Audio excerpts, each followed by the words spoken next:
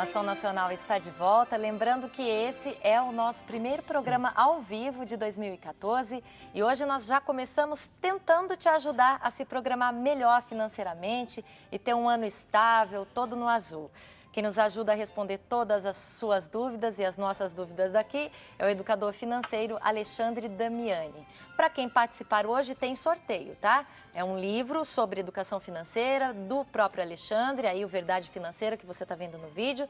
Você pode mandar e-mail para a gente, é o açãonacional@rs21.com.br. Se você preferir, telefone 19 3871 9620 ou ainda acessar nossa página no Facebook, facebook.com/Ação Nacional. Deixa seu recadinho lá que a gente vai lendo ao longo do programa, tá? Alexandre, tem muita gente que fala, puxa vida, gastei tanto em 2013, tô cheio de carnê, como a gente estava dizendo no primeiro bloco, tô cheio de parcela aí no cartão de crédito. Não vai ter jeito de eu economizar, de eu realizar meu sonho, como a gente estava dizendo no bloco anterior, como é prioridade, né, no nosso planejamento. Qual é o meu sonho, para que eu trabalho? Será que o salário de quem está com dívida é só para pagar a conta mesmo, desanima, deixa para o ano que vem? Ou dá para ter um fiozinho de esperança ainda? Dá para ter um fiozinho de esperança, na verdade tem que ter um fiozinho de esperança. O planejamento ele deve começar com o que a gente chama de um diagnóstico financeiro. Essa é a primeira parte, para depois você começar até a colocar os sonhos dentro desse diagnóstico. O diagnóstico financeiro ele é dividido em 3 partes, que a gente costuma dizer. Primeiro, dívidas do passado, ou seja, você levantar todas aquelas dívidas que por algum motivo você deixou de pagar, pessoas que se desequilibraram financeiramente e deixaram parcelas atrasadas, enfim. Você tem que levantar toda essa informação. Depois, as dívidas do presente, que é o pessoal não gosta de fazer, que é anotar, sim, tudo que se gasta no dia a dia. E a planilha do Excel tem que tomar um pouquinho de cuidado, que a gente viu um depoimento, eu anoto tudo no Excel. Cuidado, por quê? Porque você tem os gastos do dia a dia, um café, um chocolate, alguma coisa, que às vezes você, quando chega para colocar na planilha, você não coloca, não anota. Então é muito mais fácil você ou pegar um papel ou fazer a anotação no próprio celular, que hoje tem uma série de aplicativos que você anota já na hora para saber e depois sim você lança para a planilha. Uma regra que a maioria não obedece, que é muito simples, qualquer criança saberia, é que você tem que gastar menos do que você ganha. É uma regra muito simples, mas que a maioria se atrapalha. Dá para a gente citar um exemplo, por exemplo, do padrão de vida que a gente pode ter de acordo com um determinado salário? Quanto é que eu posso me planejar de acordo com o que eu ganho? Dá. Na verdade, você tem que colocar percentuais em algumas áreas. Então, por exemplo, eu recebo R$1.000, vamos colocar um número redondo para a gente conseguir facilitar para quem está nos vendo. Então, eu ganho R$1.000. Você tem que destinar 30% desse valor para moradia.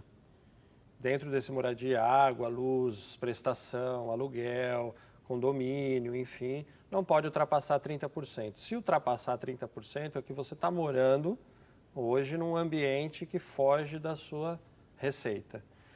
Outro detalhe que machuca muito os pais, você tem que gastar no máximo 15% com educação. Então, tem algumas pessoas que têm aquele ditado, eu preciso dar para os meus filhos mais do que ele merece, ou o máximo que ele merece. Vai com calma. Vai com calma, porque eu já peguei algumas famílias que gastavam 50% das suas receitas com escola. E aí você coloca o seu filho num ambiente que não está no padrão de vida dele, onde os colegas do lado estão num padrão muito mais elevado, e o pai achando que está colocando num ensino de qualidade, mas coloca também a criança num ambiente que ele começa a se sentir deslocado. Por quê? Porque ele não tem um padrão para estar ali. Claro que os pais devem buscar a qualidade de ensino, mas dentro do seu orçamento. Lazer, 10%, transporte, 10%, previdência privada, poupança, tesouro direto, no mínimo 10%. Para quem? Cristão, 10% dízimo. Então tem que entrar dentro desse orçamento. Você tem que colocar o orçamento separado por contas. Eu costumo dizer que a gente tem que fazer um exercício. Faz o que seria o ideal, divide um percentual para cada e vê o que você está fazendo de fato. E aí para você descobrir onde é que você tem que poupar. Por exemplo, outro fator que hoje tem desequilibrado muito a vida das pessoas é o automóvel. Por quê? Porque ele custa mais que um filho. IPVA, licenciamento, seguro, multa, estacionamento, gasolina, troca de óleo, lavagem, enfim. É uma família toda, É uma né? família toda. E a pessoa olha só o valor da parcela. Ah, R$ 500 por mês eu posso comprar pagar meu carro novo. Tudo bem, mas e o que vem junto com esse carro novo? Você vai sair mais vezes, você vai viajar mais, vai gastar mais com todas essas coisas que a gente falou. Então a gente tem que tomar um pouquinho de cuidado de coisas que a gente adquire que vão fugir um pouquinho do nosso padrão. Então é ficar atento à receita e saída, né? Alexandre, quando a pessoa de repente não se planejou, não se programou de acordo com o que devia, de acordo com o padrão daquilo que estava ganhando, deu tudo errado, ficou sem nome, como a gente diz por aí. Tô sem nome, tô desesperado, acabou, agora não tem mais jeito. O que você indicaria para essas pessoas? Esse é um assunto polêmico, tá?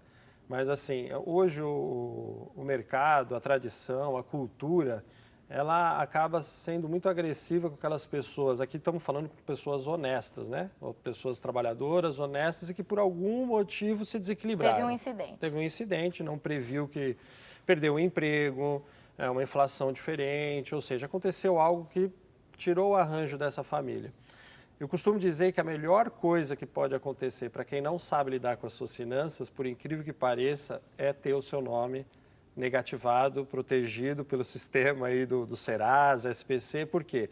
Porque ela sem crédito, ela obrigatoriamente vai ter que aprender a viver dentro do seu padrão.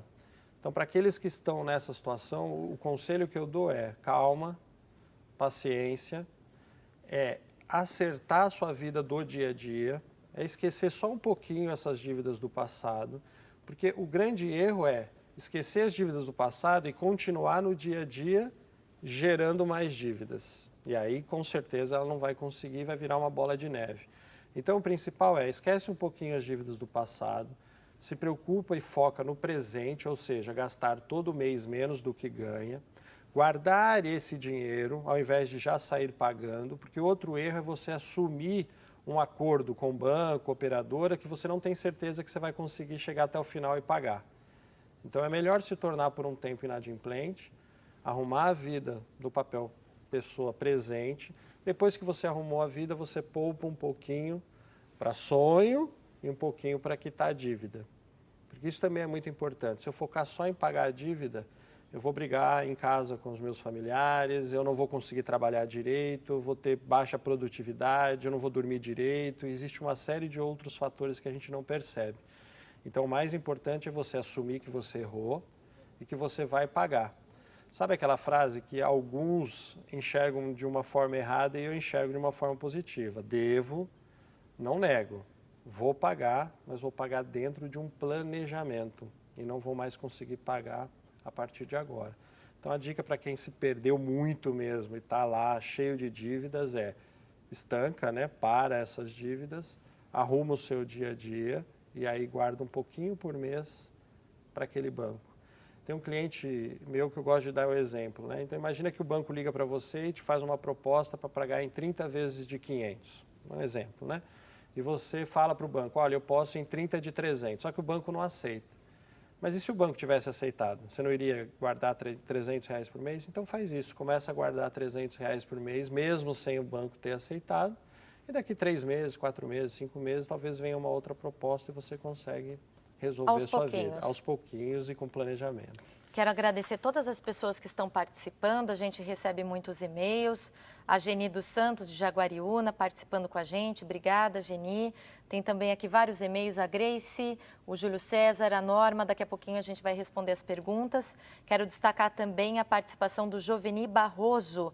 Ele é de Rio Claro e se tornou um novo sócio hoje da Associação do Senhor Jesus, colaborando com essa obra de evangelização, também de educação, de entretenimento, de informação para todos vocês que acompanham. Joveni, muito obrigada pelo seu carinho, pela sua participação aqui com a gente. Deus te abençoe e continue participando todo mundo, tá? Tem sorteio no final do programa, tem o livro Verdade Financeira do Alexandre, que está aqui com a gente. Tenho certeza que você vai fazer um bom proveito durante todo esse ano de 2014.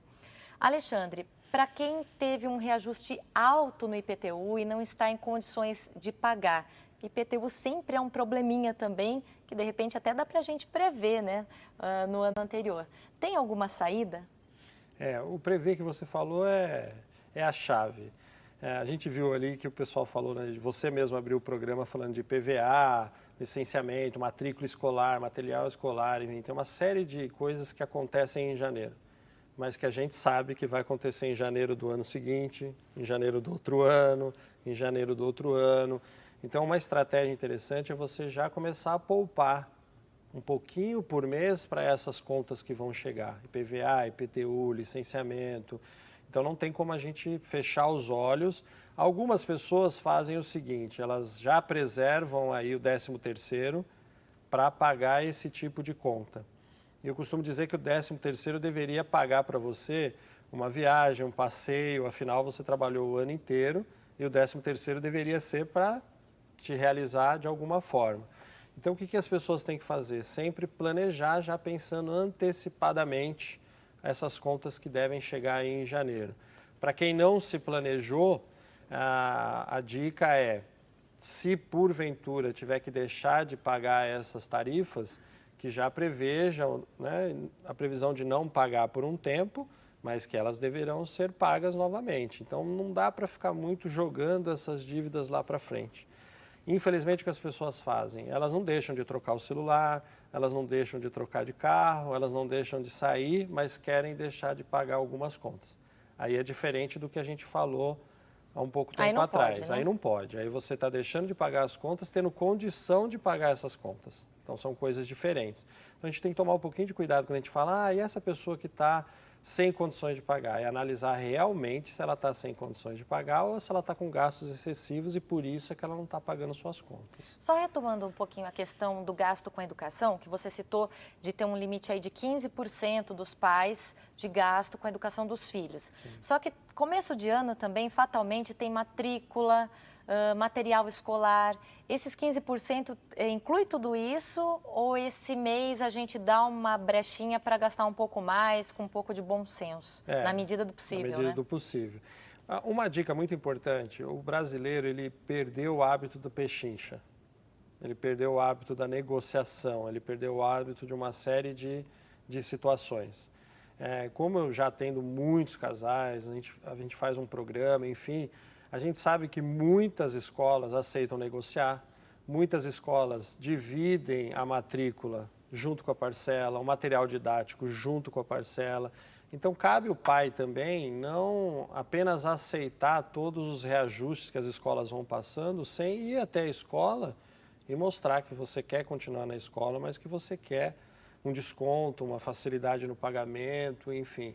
Então, vale também essa estratégia de começar a dar valor para o seu dinheiro e não aceitar que ele saia com tanta facilidade. Claro, valorizar a qualidade da escola, mas também aí tentar negociar, jogar uma matrícula lá para frente, aproveitar que você tem aí o seu dissídio no salário, parte desse dissídio, aumento do salário, joga para a escola.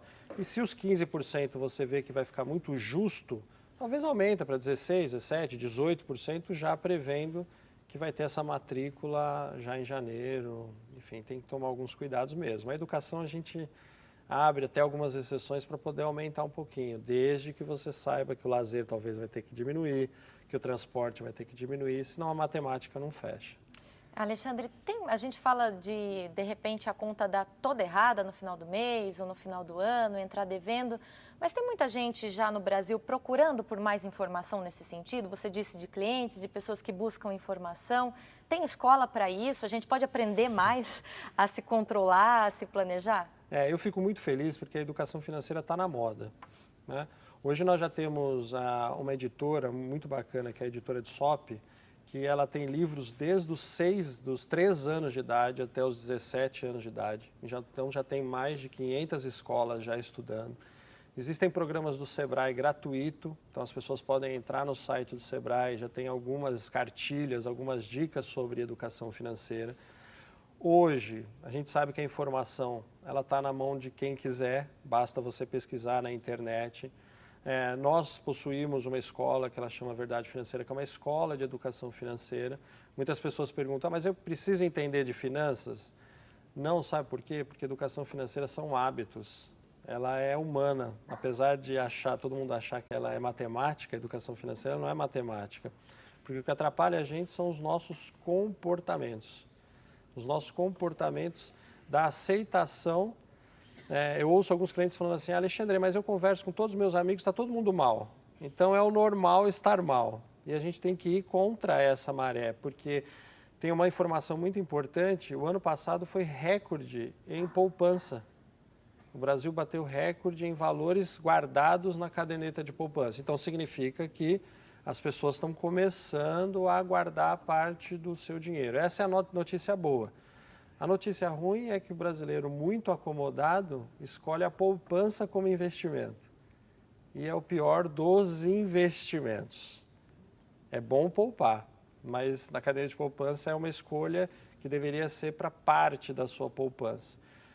O que a maioria não presta atenção é que a caderneta de poupança deu 5,8 em 2013, no ano inteiro. E a inflação foi 5,7. Ou seja, você não teve ganho financeiro, você só teve manutenção do seu dinheiro. Mas a grande pergunta que a gente tem que fazer para quem está poupando é o porquê você poupa. Vamos fazer o seguinte, a gente tem dúvida com relação a isso também, nós respondemos no próximo bloco e aproveita o intervalo, você que está em casa, para participar, porque tem sorteio no final do programa, tá bom? Liga para a gente, manda e-mail ou então deixa um recadinho no Facebook, a gente volta já.